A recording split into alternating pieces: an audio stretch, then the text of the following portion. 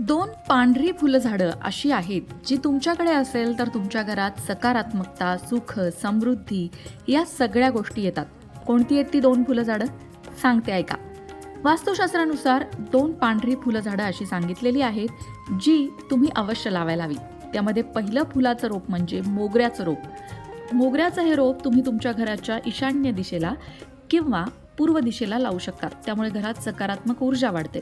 मोगऱ्याचा सुगंध मानसिक शांती देतो, घरातला तणाव कमी करतो.